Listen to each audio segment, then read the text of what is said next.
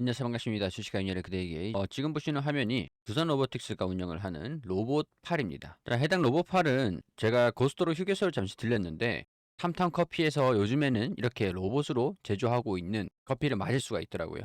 두산 로보틱스가 공급 중인 커피 제조 로봇인데 이렇게 한 축, 두 축, 세 축 이렇게 되면은 세 축 로봇이 되겠죠. 이렇게 인사를 하고 있는 로봇이 보이길래 제가 잠깐 촬영을 했습니다.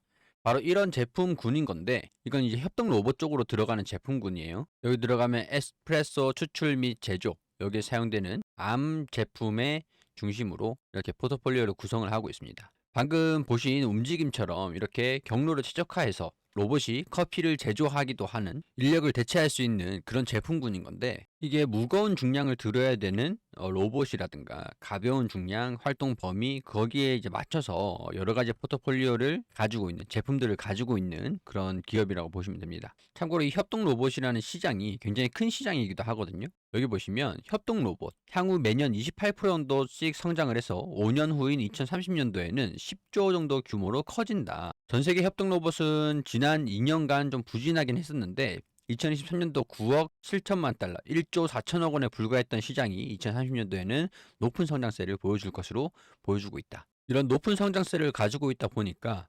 중국에서도 적극적으로 투자를 하고 있는, 육성하고 있는 사업이기도 합니다. 인공지능 모델을 휴머노이드 로봇에 적용하려고 하는 열기가 로봇 산업계에 후끈 달아오르고 있다. 로봇은 미국, 중국 첨단 기술 패권 경쟁에서 전면에 있다고 해도 과언이 아니다. 그럼 우리나라 같은 경우에서도 중국의 로봇이 상당한 위협이기도 하죠. 예전에는 우리나라가 이 로봇 기술이 중국보다 조금 앞서 있다고 평가를 하고 있었지만 지금은 중국이 한국보다 좀 앞서 있다라는 얘기가 나올 정도로 중국이 공격적으로 기술을 확보하고 있는 그런 산업이기도 합니다. 인공지능 휴머노이드 로봇 같은 경우에서도 이 협동 로봇 산업의 선두를 달리기 위해서도 AI에 대한 그런 적용 여부가 굉장히 중요하게 적용될 수 있을 것 같은데, 그렇기 때문에 제가 과거에 주가가 하락할 때도 그 기업을 인수한다라는 소식이 들려주던가 AI 로봇의 신제품 그리고 청사진, 그런 미래 비전을 제시를 해야 주가 반등이 가능할 것 같다라고 말씀을 드리기도 했었거든요. 자, 최근에 두산 로보틱스가 이 로봇 산업에서 진출을 선언을 하고 이 휴머노이드 하드웨어의 중추를 맡게 된다라는 소식들이 들려졌습니다. 지난 11일에 인공지능 중심의 기술 혁신을 추진을 하고 휴머노이드 사업 진출을 위한 인재 확보에 나섰다. 분당 두산타워에서 임직원들이 참석한 가운데 타운홀에서 미팅을 진행했다고 14일에 밝혔다고 합니다. 여러 개의 팔을 동시에 제어함으로써 더 복잡하고 정교한 작업을 수행할 수 있는 멀티암 동시 제어 기술, 이것만 해도 엄청난 기술이기도 하거든요. 사람이 팔이 두 개 달려 있지만 협동 로봇은 보통 팔을 한 개 운영을 하거든요. 근데 여러 개의 팔을 동시에 제어한다고 하면은 조금 더 복잡한 작업에서도 AI 기능을 적용을 한다면 가능할 것이라고 보고 있는 거죠. 그리고 다양한 환경에서 센서라든가 알고리즘을 이용해서 안전한 작업을 돕는 충돌 회피 기술, 이것들 같은 경우에서도 협동 로봇 같은 경우는 보통 사람이, 협동 로봇이 입력된 좌표값에만 움직이기 때문에 일정한 반경으로만 움직이기 때문에 사람이 들어가는 걸 충돌 감지라든가 그런 것들은 기본적으로 되겠지만, 이 센서라든가 알고리즘을 이용을 해서 이 작업자들의 안정을 보장하기는 조금 어렵기 때문에 사람들이 근처에 다가갈 수가 없습니다. 한번 사고가 나면은 크게 사고가 나기 때문에 인명피해가 없도록 하기 위해서 안정상 가까이 가기가 좀 어려운 그런 상태인데, AI 기반 로봇 솔루션을 적용을 하게 된다면 이 센서라든가 알고리즘을 이용을 해서 이 작업 반경이 사람이 왔다 갔다 하면서 같이 협동을 할 수 있는 그런 거에서도 강점을 가질 수가 있겠죠. 이런 식으로 협동 로봇의 기술 고도화를 추진을 하면서 휴머노이드 R&D 조직을 신설한다는 소식들도 전해졌습니다. 그 협동 로봇에 넘어서서 이제는 지능형 로봇 솔루션으로 전환을 하면서 사람 신체 모양과 유사한 휴머노이드 로봇 기술도 투자를 병행하겠다. 그러면서 이제 지능형 로봇 솔루션에서 톱티어를 목표로 한다는 청사진을 밝혔습니다.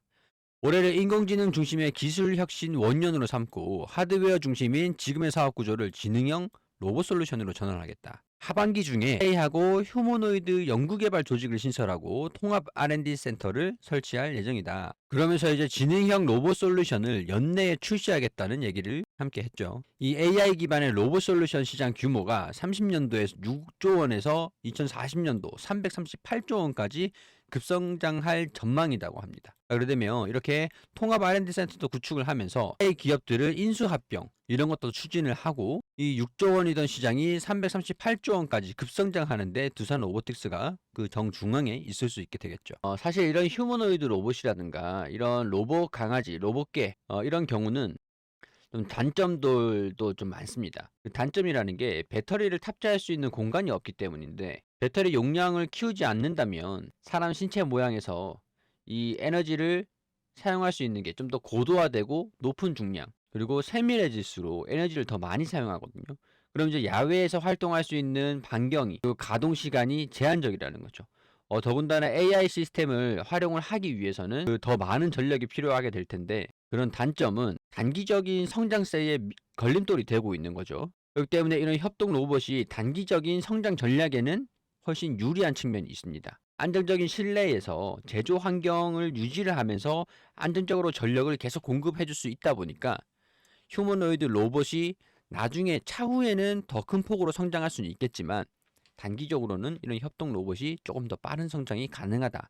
그리고 매출 규모에서도 이런 단점이 있는 휴머노이드 로봇을 공장에 대량으로 구매하기보다 이런 단점이 없는 협동 로봇을 공장 단위로 대량 수요가 발생이 될 수 있는 거기 때문에 이런 부분에서도 소비자가 한 개씩 구매를 하는 것보다 공장에다 대량을 구매를 하는 게 판매를 하는 게 실적 측면에서 더 유리할 수 있다라는 거죠. 그렇기 때문에 지금 제 생각에도 휴머노이드 로봇 같은 경우는 차후에 성장 모멘텀으로 삼고 그런 다음에 이런 지능형 로봇 솔루션 이런 것들은 협동 로봇에 여러 팔을 한 번에 운영을 할 수 있는 그런 형태로 진행을 하는 게 지금 현재 상태에서는 알맞은 시장이다. 그렇게 평가를 받고 있기도 합니다. 이런 식으로 AI를 활용한 로봇 시장의 진출 이런 기대감들로 주가가 상승 흐름들을 보여줬으나 제가 봤을 때는 지금 좀 아쉬운 부분들이 있기는 해요. AI 기업을 인수를 하는 거. 휴머노이드하고 연구개발센터를 신설한다라는 거는 분명히 긍정적이긴 합니다. 근데 이 데이터를 쌓고 AI 시스템을 구축을 하는데 시간이 상대적으로 좀 많이 소요가 되고 그 시간을 기다려줄 만큼의 다른 기업들은 놀진 않을 거란 말이죠. 그렇기 때문에 다른 기업들을 따라잡기 위해서는 불가피하게 AI 기업이 수년간 개발한 그런 소프트웨어들이 반드시 필요하게 될 텐데 단순히 R&D 센터를 신설한다라는 거는 이 매출을 끌어올리기에는 기대감들을 강하게 반영을 시키기에는 조금 제한적이지 않을까. 이런 생각들이 좀 들기는 하거든요. 지금 가장 중요한 게 영업이익의 회복성이다 보니까 단기적으로 협동 로봇의 공급, 매출에 대한 성장 그런 것들도 주가에 중요하게 반영이 될 거라고 생각하시면 좋을 것 같습니다. 그렇기 때문에 이렇게 급등을 하게 되면 불가피하게 차익 실현 매물들로 나와줄 수밖에 없거든요. 따라서 이번에 수급이 굉장히 좀 중요할 것 같은데 기술적인 저항 구간이랑 수급이랑 체크해보기 전에 무료로 드리고 있는 검색식 설명 간단하게 드리고 있습니다. 제조권 금융회사인 보넥스 투자자분이랑 협업해서 무료 검색식을 제공해드리고 있는데 여기 보시면 지금 12월 4일 써니전자하고 코나아이가 있죠. 그리고 12월 6일에 파미셀이 검색이 된 겁니다. 자, 이게 실제로 실적이라든가 수급이라든가 이런 차트, 기술적인 움직임들이 다 괜찮은 종목. 그러니까 영업이익이 잘 나고 있고 외국인이나 기관에서 순매수를 보여주고 있는데 이 와중에 갑자기 상승 흐름들을 보여줄 때 나한테 알려줘. 그런 이제 조건식을 대입을 하면 이런 종목들이 해당되는 종목들을 추려주는 검색식이거든요. 이렇게 코나이 써니전자가 12월 4일에 검색이 됐었는데 여기 12월 4일 해당 일자에 이렇게 검색이 됐고 고점도 18,810원 정도 수준이었고 이때까지 단기적으로 70%가 상승했다가 18,810원에서 49,500원까지 이런 식으로 100%가 넘는 상승 흐름들을 보여줬습니다. 써니전자도 마찬가지로 12월 4일에 검색이 됐었는데 여기 이날 고점이 1920원이었고 여기 3250원까지 70%가량이 상승을 했죠. 그리고 난 다음에 3780원까지 100% 넘게 상승하는 종목들을 검색을 해주기도 했습니다. 자, 그리고 파미셀 같은 경우는 12월 6일에 이날 이렇게 검색이 됐죠. 그 검색이 됐을 때는 고점이 5250원도 수준이었는데 검색이 되고 난 다음에 주가가 3월까지 12,920원. 그러니까 140%가 상승하는 종목을 검색이 되기도 했습니다. 자, 이런 식으로 다양한 종목들이 검색이 되지만 영업이익이랑 수급이랑 기술적인 부분들 이 세 박자가 맞는 종목을 검색을 해주는 검색식이기 때문에 무료로 드리고 있을 때 받아가시면 분명히 도움이 되실 거라는 거죠. 자, 이렇게 PDF도 제공을 해드리는데 이렇게 검색 조건식만 제공을 해드리면 설정할 수 있는 분들이라면 상관없겠지만 모르시는 분들을 위해서 제가 영상을 촬영을 해서 어떻게 적용을 하는지 설정하는 방법들까지도 7분가량의 영상으로 어떻게 활용하는지까지 다 영상으로 담아놨습니다. 근데 이 영상을 드리려고 하다 보니까 용량이 좀 되거든요. 그래서 여러분들 영상 하단에 더보기 클릭하시면 신청하실 수 있는 방법들 나와 있는데 이메일을 알려주셔야 말씀 주신 이메일로 제가 영상이랑 조건식이랑 보내드릴 수가 있어요. 자, 이렇게 이메일 보내주신 분들께 한 분 한 분 순차적으로 제공을 해드리고 있습니다. 여기 대용량 첨부 파일이 있어서 이렇게 영상을 클릭하셔서 적용을 하시면 됩니다. 그리고 주력주, 우리 협업사인 보넥스트 투자자분에서 매주 리포트를 작성을 해서 분석된 리포트들을 보내드리는데 여기에 이제 주력주가 포함되어 있거든요. 외국인과 기관이 노리는 섹터는 이 중에서 존재합니다. 자, 이 화장품, 지금 화장품하고 엔터테인먼트, 지금 중국의 한학령 수요업종으로 꼽고 있는 상태인데 미국 같은 경우는 관세를 계속 부과하고 있다 보니까 관세 피해의 회피주로 거론되고 있는 게 또 엔터랑 화장품이기도 하죠. 우리 보네스트 투자 자문에서도 이 K-뷰티 화장품 섹터를 유심히 지켜보고 있는데 이 종목명도 알려드리고 이렇게 분석되어 있는 정보들 그런 것들도 전부 다 제공을 해드립니다. 그리고 지금 카톡방 같은 경우에서도 카톡방 오시면은 주력주들 어떻게 진행되고 있는지도 리딩을 다 해드리기 때문에 카톡방으로 오셔가지고 종목들도 추천 받으시고 종목 진단이 필요하시면 종목명을 보내주시면 되고 주력주는 리포트, 주간 리포트를 제공을 해드리니까요. 주력주 받고 싶으신 분들은 무료로 드리고 있으니까 주력주라고 보내주시면 되시고 종목 진단이 필요하신 분들은 종목명,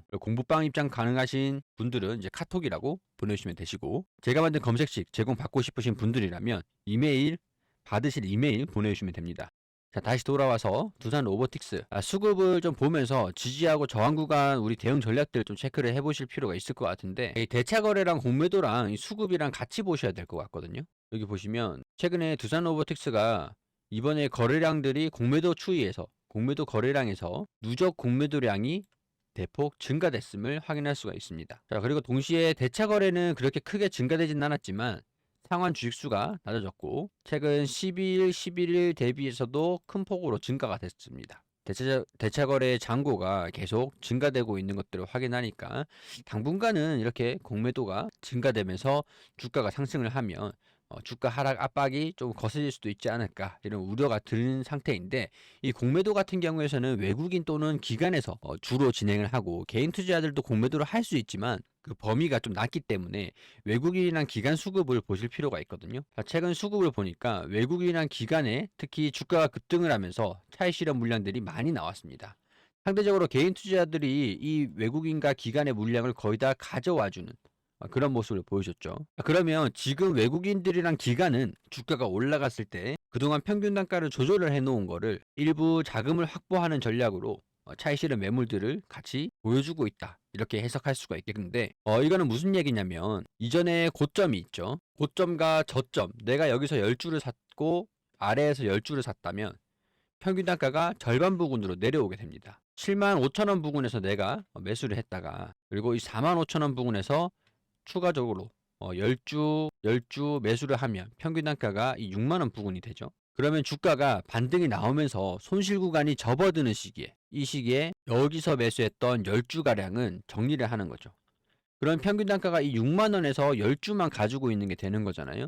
그럼 또 차후에 주가가 조정을 받으면 이때 다시 여기서 매도했던 10주를 다시 매입을 하면 평균 단가가 더 낮아지게 됩니다. 외국인이랑 기관은 이런 식으로 대응 전략을 잡아가고 있다라는 거죠. 평균 단가를 계속 낮춰가기 위한 전략으로. 주가가 올라가면 외국인 기관 같은 경우는 공매도를 활용할 수 있지만 개인 투자자들은 매수를 하면서 주가가 올라가기를 바라봐야 되는 것들도 이런 투자 전략에 차이가 발생되는 것기도 합니다. 그러니까 우리도 최소한 주가를 올리기 위한 외국인들과 기관의 수급이 들어올 때 대응을 잡는 게 최소한으로 필요하지 않을까. 당분간은 이 6만원까지도 주가가 반등이 나올 수는 있겠죠. 하지만 저항 구간은 저는 6만원 정도로 예상을 해보고 여기서 차익 실현 물량들을 우리가 예상을 할 필요는 있을 것 같아요.